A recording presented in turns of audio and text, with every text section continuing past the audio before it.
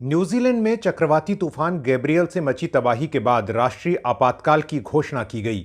इस चक्रवात से 2 हफ्ते पहले ही ऑकलैंड और उसके आसपास भारी बारिश से 4 लोगों की मौत हो गई थी और अब इस साइक्लोन के कारण करीब 50,000 घरों की बत्ती गुल हो गई है। नमस्कार, मेरा नाम है हृदय जोशी और आप देख रहे हैं इको एंड एनर्जी टॉक।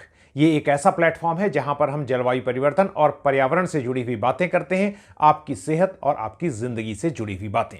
आपको ये जान के हैरानी होगी कि सुदूर न्यूजीलैंड, जो एक छोटा सा देश है जिसकी आबादी महज 50 लाख है, वहां चक्रवाती तूफान गैब्रियल ने ऐसी तबाही मचाई कि 2.25 लाख लोगों को बिना बिजली के रहना पड़ा, जो उस देश के हिसाब से बहुत बड़ी बात है।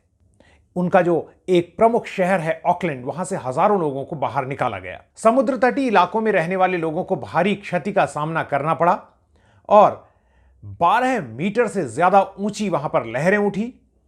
जो हवाओं की रफ्तार थी वो 150 किलोमीटर प्रति घंटा से ज्यादा थी। इसको ऐसे समझिए कि जैसे राजधानी या शताब्दी जब अपनी पूरी रफ्तार में चलती हैं तो ये हवाओं की रफ्तार उससे भी कहीं ज्यादा थी।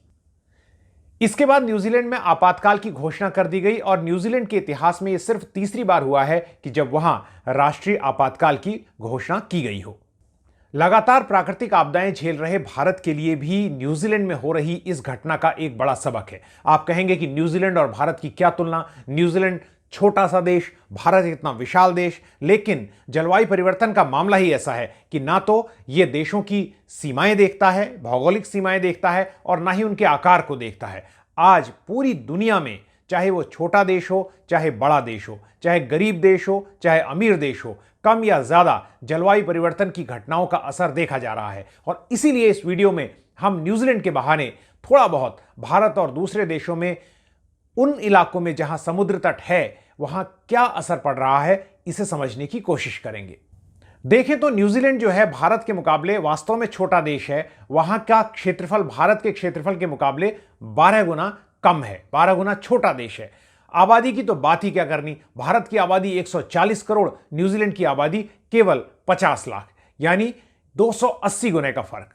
लेकिन फिर भी समुद्र तट रेखा की जब बात करते हैं तो शायद आपकी आंखें खुली रह जाएं। भारत जैसे विशाल देश की समुद्र तट रेखा 7500 किलोमीटर है और न्यूजीलैंड जो दिखने में एक छोटा सा देश है, वहां की समुद्र तट रेखा 15,000 किलोमीटर से थोड़ा अधिक है। क्योंकि भारत 3 ओर से समुद्र से घिरा है और एक ओर 2400 किलोमीटर लंबा जो है हिमालय है, वहीं न्यूजीलैंड हर ओर से समुद्र से घिरा है। लेकिन जो मौसमी आपदाएं आ रही हैं समुद्र के रास्ते, जिसके बारे में आज मैं बताने जा रहा हूं, वो चक्रवाती तूफान, अब उसका असर न्यूजीलैंड में भी दिख रहा है। भारत की बात कीजिए, भारत ने पिछले कुछ सालों में कितने चक्रवाती तूफानों का सामना किया है। हर साल भारत में एक से अधिक चक्रवाती तूफान पिछले कुछ वर्षों में आ रहे हैं। भारत में आइला आया, भारत में अम्फन आया, भारत में हुदहुद आया, भारत में फाइलिन आया, भारत में गज आया, भारत में तितली आया, और हर साल आप किसी न किसी रूप में यहां पर भारत के पूर्वी और अब तो पश्चिमी तट में भी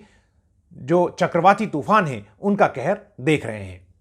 विश्व मौसम संगठन, जो कि यूएन का एक संगठन है, उसने स्पष्ट रूप से अपनी रिपोर्ट में कहा है कि भारत की अर्थव्यवस्था पर, देखिए, सिर्फ नुकसान जो है वो केवल आपको लोगों की जान का नहीं हो रहा है, बल्कि अर्थव्यवस्था पर भारी चोट पड़ रही है। उसका स्पष्ट रूप से कहना है कि भारत को 87 बिलियन डॉलर, यानी 8700 करोड़ डॉलर, और अगर आप इसे कन्वर्ट करेंगे रुपए में तो 7 लाख करोड़ रुपए का सालाना नुकसान जो है वो प्राकृतिक आपदाओं के रूप में हो रहा है। भारत की समुद्र तट रेखा जो मेनलैंड मैंने बताया वो कोई 7500 किलोमीटर है। 7 लाख करोड़ का जो प्राकृतिक आपदाओं से नुकसान हो रहा है, उसमें एक बड़ा हिस्सा जो है अर्थव्यवस्था पर जो चोट पहुंच रही है वो है समुद्र तट पर हो रही हलचल की वजह से।